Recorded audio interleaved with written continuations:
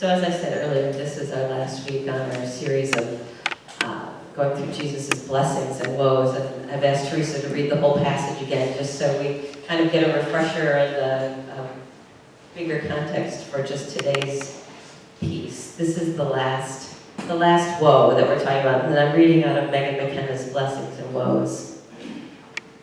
The Talmud tells the story of a Rabbi Joseph who became desperately ill and fell into a coma that lasted for weeks.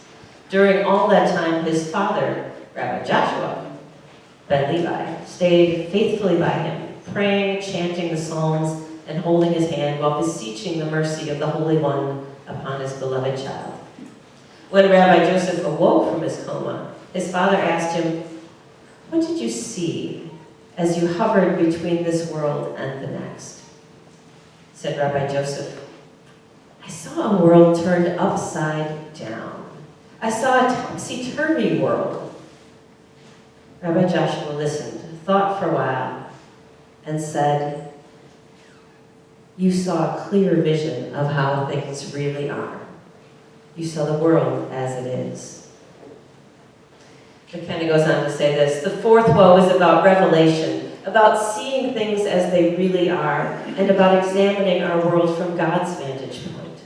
Conversion of heart, of structures, and of the sinful world order begins with telling the truth and develops into a way of being that involves telling the truth to power and resisting evil as fiercely as one attempts to do good.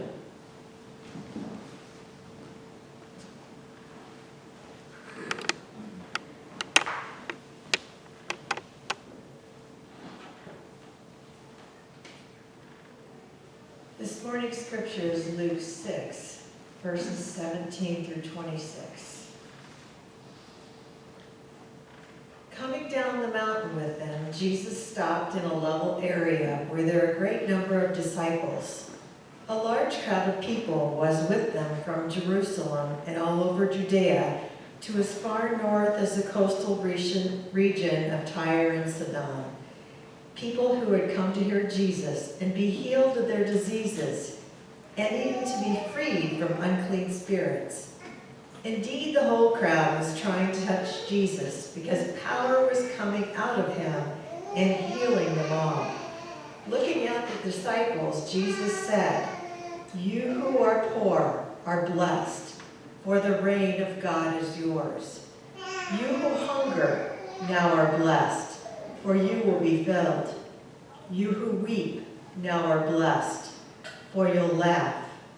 You are blessed when people hate you, when they scorn and insult you and spurn your name as evil because of the chosen one. On the day they do so, rejoice and be glad. Your reward will be great in heaven, for their ancestors treated the prophets the same way. But woe to you rich, for you who are now receiving your comfort in full. Woe to you who are full, for you will go hungry. Woe to you who laugh now, for you'll weep in your grief. Woe to you when all speak well of you, for their ancestors treated the false prophets in the same way."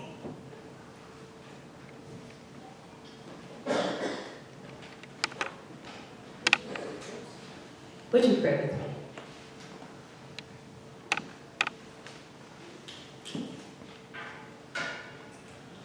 Ground of our being, as we seek to grow spiritually, as we seek to understand ourselves and life, may we listen to these words and examine our hearts, our actions. May the words of my mouth and the meditations of each of ourselves be filled with light and wisdom.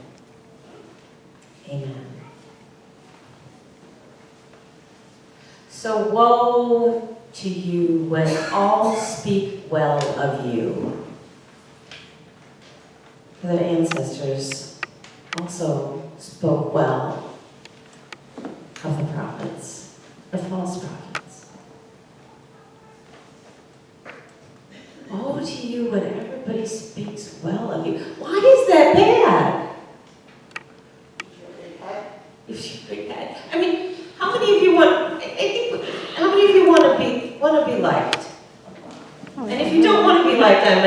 worries about you. But how many of you want people to say good things about you? Right? That's like a natural human thing. How do you feel when somebody says something nice about you? Good. Okay, okay. Can you do more than good? How else do you feel? You feel good, yeah. Uplifted. Affirmed. Appreciated. Confident. Surprised. No.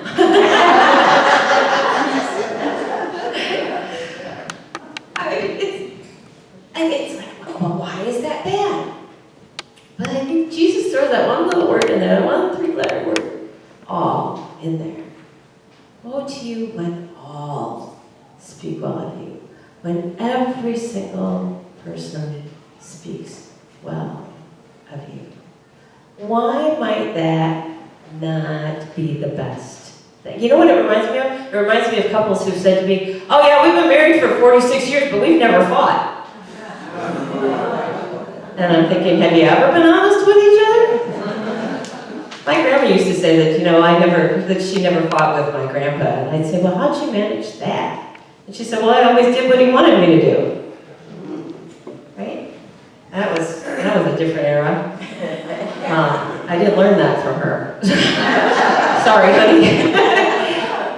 So why is it not great when everybody speaks well of you? They may not be sincere? Okay. That's possible. They might be out to get something from you. That's possible. That's possible. Maybe you're just being a people pleaser. Maybe you're being a people pleaser. Yes to everybody. And you say yes to everybody. Yeah. Bobbleheads? Yeah. Yes. You've never spoken truth to power. You've never spoken truth to power. Maybe you've never held anyone accountable. We all have our flaws. We all have our flaws. Yeah. Maybe, Mike? Rich man is a poor man with money. A rich man is a poor man with money. Is this like a Cohen for today? From last week. That's from last week. All right, get with the program. We're here today. Glasses have full. No, our glasses are equally full. I don't know. Beware of those who do no wrong. Be wary of those who do no wrong. Yeah. So I used to have a seminary professor, African-American seminary professor, Dr. Henry Young, who would say that the world needs a scratchy voice. And if you have never been that scratchy voice, then maybe you're the one that everybody's speaking well about. Maybe it means you've never rocked the boat, you've never shared your opinion, you've never dared to speak up and speak out when it might have been uncomfortable.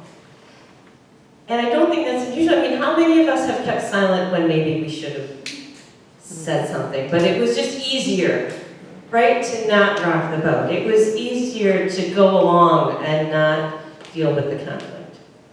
And how many of us have done things that maybe, not even that it was a bad thing, but done things that we didn't necessarily want to do because, well, it was going to make somebody else happy. We were going to fit in, right?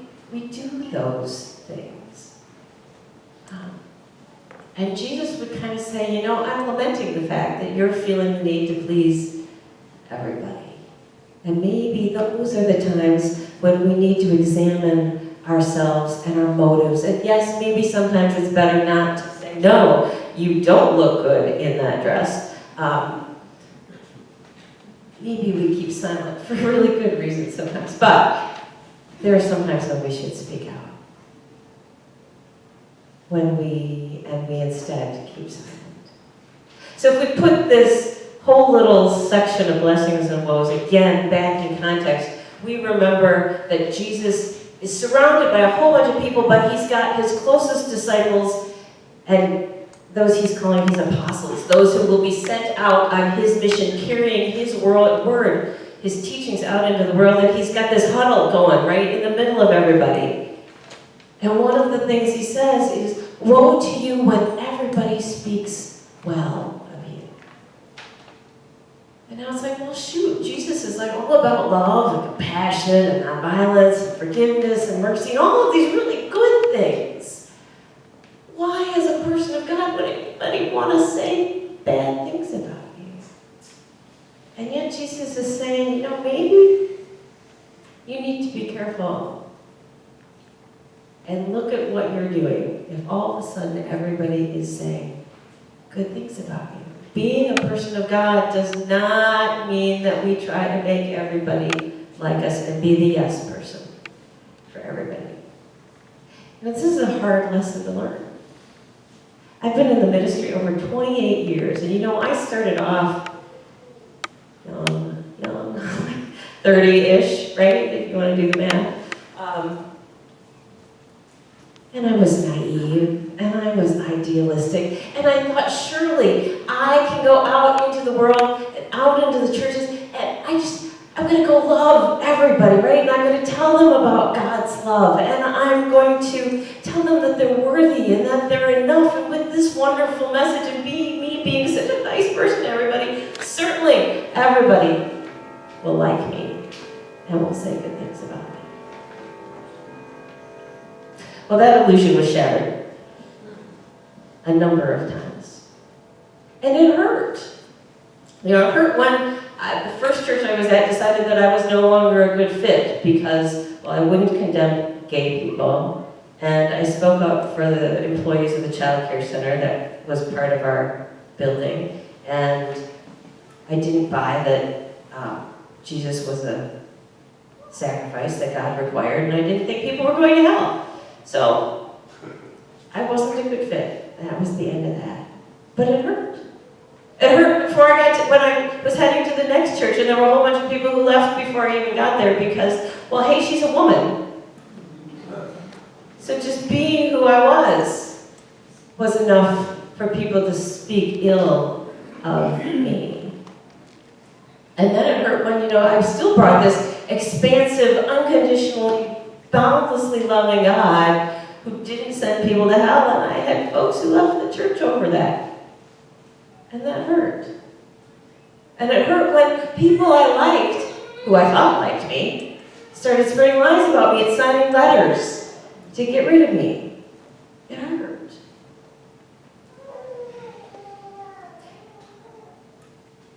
And yet, woe to you when everybody speaks well of you. It's a hard lesson to learn. If we're going to be God followers, from what I can tell of Jesus, that means we're truth tellers. That means we're ones who are agitators of people's conscience and soul. It means we're the ones that speak up and stand up, even when it's uncomfortable and difficult. Because that's who we're called to be. And we don't always do it right, and I didn't always do it right, and I've made my share of mistakes. But at the end of the day, I think Jesus was huddling around with those disciples and going, look, guys, following me does not mean you've got an easy road ahead of you. And so don't think that everybody's going to love you and talk nice about you all the time. That's not what this is about. And that's okay.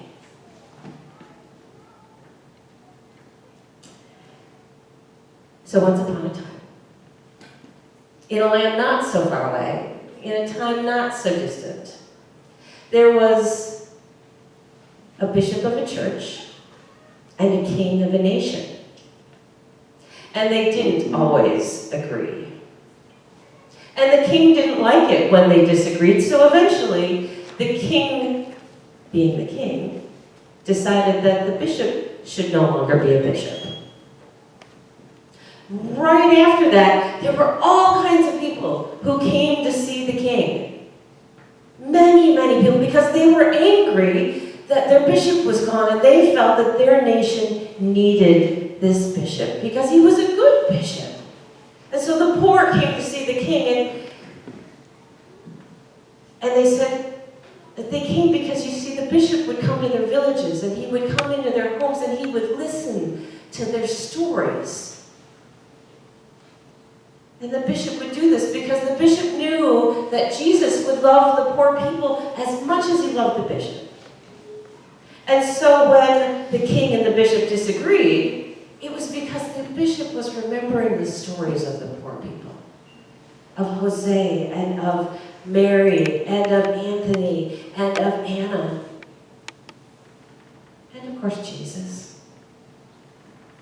And the sick people came to visit the king because, you see, the bishop was always visiting the hospitals and visiting people who were sick, and he was hearing their stories, and he was hearing the stories of people who would never get well again, and people who were injured and never be able to do what they used to be able to do. And he would hear the stories of people who were so sick that they couldn't work enough anymore to support their families. But the bishop knew that Jesus would love them just as much as Jesus loved the bishop. And so when the bishop disagreed with the king, it was because he was remembering the stories of those sick people, of Dominique, and of John, and of Carol, and of Greg. He was remembering the stories of these people and of Jesus. And then the people who were new to the country, people who were from a different land, came to see the king. Because you see, the bishop would go out into the world and would travel far away, would travel to countries where there was unrest and where there was violence. And he would hear the stories of war, and he would hear the loss of brothers and sisters and fathers and mothers and friends and homes and work. And the bishop would visit the strangers to the king's nation. And he would hear their stories of how they left their land to try to find a safe place for their family. A place where they could live fully and well, where they could have meaningful work, where they could be happy. And so when the bishop disagreed with the king, it was because he was remembering all these stories of people from other lands. And he knew that Jesus loved them as much as they loved him. And that these people needed help and a home. Well, the king heard all of these people. And it made him think. And he thought, and he thought, and he thought, and he thought, and he finally realized why they needed the bishop. Because if they didn't have the bishop, who would tell the stories of the poor? And who would tell the stories of the sick? And who would tell the stories of people from other lands? And who would love the world like Jesus did? And so the bishop came back. And the king listened. And he took into account the stories of the poor and the sick and people of other lands and creation itself. And he started to make all of those things important when he made decisions. And the world was finally loved the way Jesus loved. It's a story, but it's a story that says somebody had to risk speaking that truth to power. Somebody had to risk disagreeing with the person in charge, risking their lives, risking being liked. And that was the only way that change could happen. How many of you have ever heard of Martin Niemöller? All of you. So Martin Niemöller was a German Protestant pastor in the early 1900s. In the 20s and 30s, he was a sympathetic supporter of the Nazi regime and of the right-wing political agenda. Until Hitler came to power in 1933 and started interfering with the Protestant churches. And then Niemöller started speaking up and standing up. It eventually got him arrested, and he spent the last 8 years from 37 to 45 in Nazi prisons and concentration camps. He survived, and after the war he started touring Western Germany and lecturing. And he is best known for part of a lecture, call it a poem, call it a statement that he wrote that I know you have all probably heard. But it went like this. First they came for the communists, and I did not speak out because I was not a communist. Then they came for the socialists, and I did not speak out because I was not a socialist. Then they came for the trade unionists, and I did not speak out because I was not a trade unionist. Then they came for the Jews, and I did not speak out because I was not a Jew. And then they came for me, and there was no one left to speak up for me. The words to that changed as he had different audiences, but the essence of the message never changed. And that message was that there were plenty of Germans who were indifferent or ignored what was going on or were inactive or silent. And because of that, his message was they too were complicit in the Nazi persecution, imprisonment, and murder of millions of people.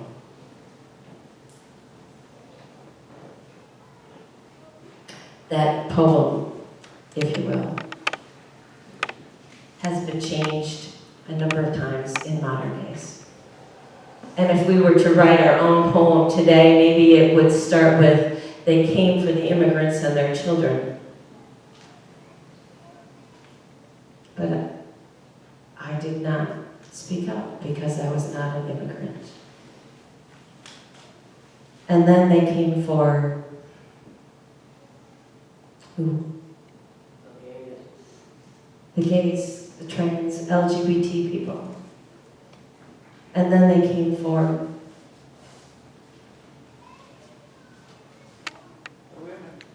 the women.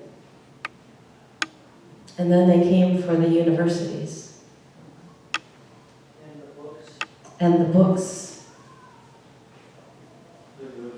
And then they came for the media. Library. And then they came for the libraries. Then they came for the demonstrators. And then they came for Medicare and Medicaid. Freedom of speech. And then they came for freedom of speech. Medicaid. Yep. And then they came for Medicaid. And they came for blacks, Muslims, Jews, Gazans. When do we speak up? Because woe to you. I am sad for you, Jesus said, when everyone speaks well of you. Because you have missed your God-given call to stand up for the least and the lost, to remember that God sees everyone equally, as valuable, as worthy, as lovable, people to be respected and honored with dignity and with care.